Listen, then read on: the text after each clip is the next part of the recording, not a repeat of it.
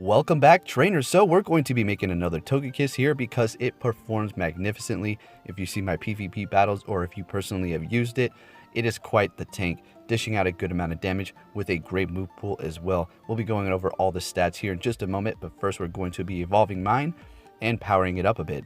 Now, a tip before you try to purchase a move on this, if you have not evolved it already, if you have a Togepi, you should go ahead and purchase that move because it's going to be significantly cheaper. Right now it's only 10,000 Stardust and 25 candies. And if we go over to the Togetic, it is going to be 50,000 and then 50 candies, and it's just rising up. So you're better off purchasing it as a baby, okay? So I have the one that I want to go with. I do believe this is a 96%, something 98.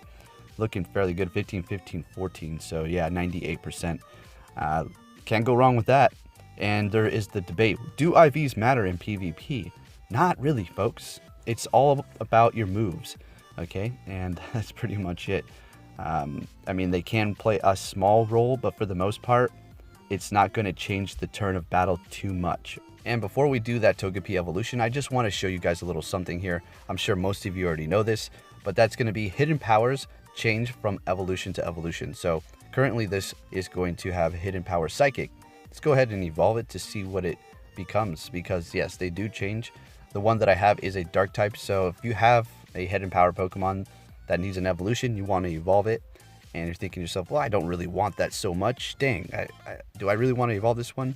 Don't sweat it, just evolve it. It will in fact change. I mean, the chances of it becoming the same, it's there, but not likely. So it went from psychic to ice hidden power on this Porygon here. Nice. Now let's go ahead and get into the evolution here. So I'm sitting on a dark hidden power for the Togepi. That is going to change. It stands. That would not be too great on a Togekiss. Personally, I think for myself, going up against fighting type Pokemon, you're not going to be very effective. You'll be doing a decent amount of damage to things that are weak to dark, obviously, but you don't really need to be put in that situation too often for a Togekiss. Well, personally for me. Hidden power rock on my original one. Now that's just magnificent when somebody tries to throw in a fire, like Arcanine or something like that. I just have something to combat them right there, or another flying type. Okay, so we do have all of our moves purchased. Let's go ahead and make this evolution happen, folks. And can you get a Togekiss into the Great League? The answer is yes, but you're not going to be able to do it just by hatching a Togepi, because the CP is just going to be too high all the time, even if you trade it. And you can get an Alolan Muck into the Great League as well by trading it. That's right, that's how I got mine into there. Now it's kind of a little secret, but I mean, people kind of know. I help you guys out.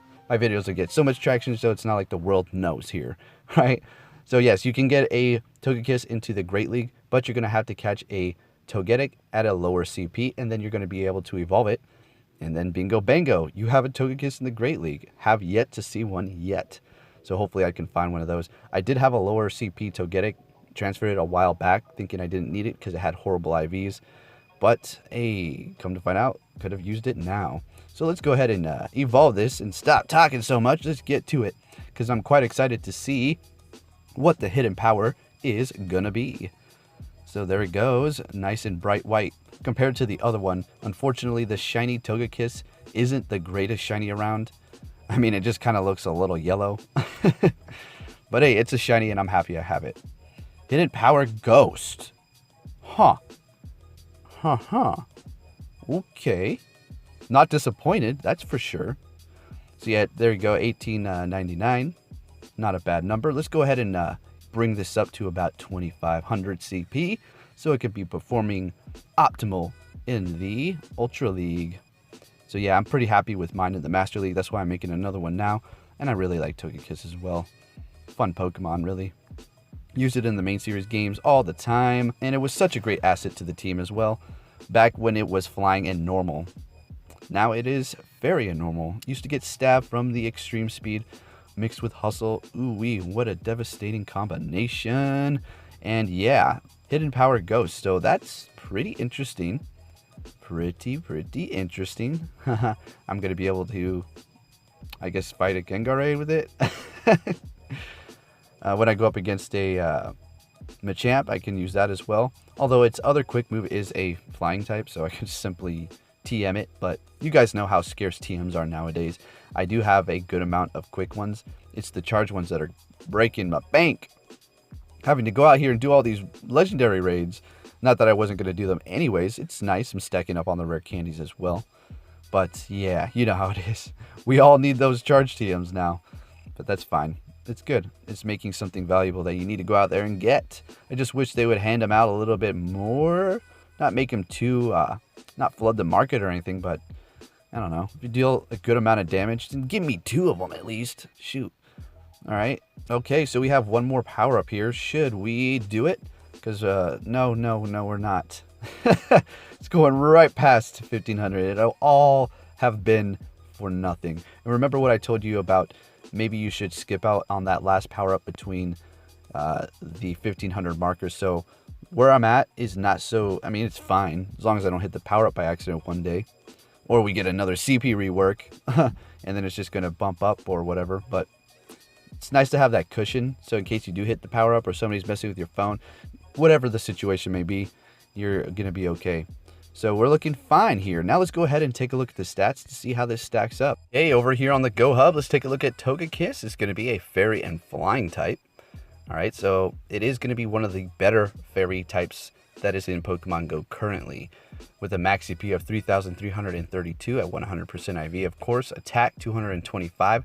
That is looking absolutely fantastic. Okay, that's a good attack right there for the movesets that it has. Defense 217, stamina 198. Rounded, I would say more than rounded. Okay, it's going to be weak to electric, ice, poison, rock, and steel, resisting bug, dragon, fighting, ground, dark, and grass types. And as you've seen in the gameplay, the Togekiss going up against the Scizor is not going to be very effective itself, but at the same time, it is resisting those bug and dark moves that Scizor may have. Although you need to look out for its Iron Head, because that will be super effective. So that's why it may be a good idea to carry that on your Scizor from time to time. I do have several different sets that I use in the different leagues for my Scizors just for that situation. Now we have Hidden Power, which is going to have a decent energy gain, nothing too spectacular. It's not horrible either. And then Air Slashes is going to be a lot worse. So, I mean, if you needed that air coverage for a quick move to go up against a Machamp raid possibly, or some sort of grass raid, you have that, as well as your Hidden Power, any typing that you have going on there. It cannot be Hidden Power normal or fairy. Why? Can't we get hit? That's whatever. It is what it is. It's the way it works in Pokemon universe. So we have Dazzling Gleam, Aerial Ace, and Ancient Power, all of which are excellent moves, okay? Ancient Power is going to probably be the lesser one that you want to go with, although it's not a horrible decision. I personally like Dazzling Gleam and Aerial Ace. Dazzling Gleam has a 50 energy bar. It does take a little bit to finally charge up, but when it does a lot of damage. And then you have Aerial Ace, which is easy to finally get off because of that 30 energy, and that is it. So personally, it's up to you, but I would go with Dazzling Gleam and Aerial Ace. Togekiss is a magnificent Pokemon. Every time I use it, it doesn't ever let me down unless I'm just taking straight super effective damage and dealing not very effective damage back, say like a Metagross for instance, right? But since I do have that nice Hidden Power Ghost, yeah, you see where I'm going with that? Now I'm going to be able to do super effective damage to that Metagross. So, hey, that's a win for, I guess, just that situation. Anyways, there you have Togekiss. Not looking too bad. And if I were you, if you have not made one yet, maybe you should consider it. The candies may be harder to come across. I've just been hatching eggs like crazy, and I was going on a spree hatching these things at one point. It was around when the Celebi quest came out, and we had to walk for the EVs.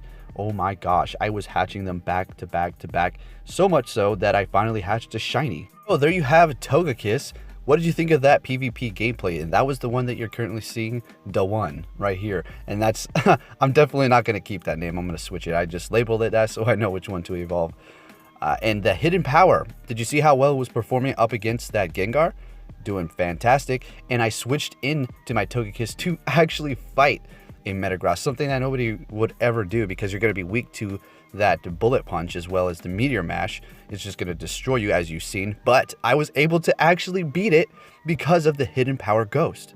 I just keep lucking out with these Hidden Powers. Hidden Power Ground on my Porygon Z. Hidden Power Rock on my other Togekiss, which has proven to just work fantastic in certain situations. And now this Hidden Power Ghost. It's not going to be the best one around, but it found its usability for. So I'm quite pleasantly happy with this evolution right about here. And I didn't have to even use a charge TM because I received Dazzling Gleam and Aerial Ace right off the bat. And remember to buy the secondary move before you evolve it, otherwise it's going to cost you a lot more. So you're just going to save yourself there, because these candies are not exactly the easiest to come across like we went over before. So thank you for watching, trainers. Hope you enjoyed this video. And as far as how does it stack up against other flying type Pokemon, you have Rayquaza, which is going to be your #1 option with the best attack for a flying type Pokemon, just beastly. And then you have Scyther, Pidgeot, and several others that are going to be performing pretty good. But Togekiss is a very unique type here with that Dazzling Gleam and being Fairy. You're also going to be able to use this to stop those pesky little Kingdras if you wanted to. It's going to go in there and try to Dragon Breath, or even a Altaria. There you go. I mean, all those can be countered with Togekiss here. And if you're thinking, well, Great League, we need those in the Great League, the Togekiss, that's right. Remember what we discussed also, that you can get them in there if you do catch a correct CP Togetic low enough. So when you evolve it, well, obviously it'll be into the Great League. And that's the only way you're going to be able to do it. But if you do and are able to achieve that, you're going to have one beautiful thing. So thank you for watching, trainers. Hope you enjoyed this video. Please give it a like if you did. And I'll be catching you all next time. Take care.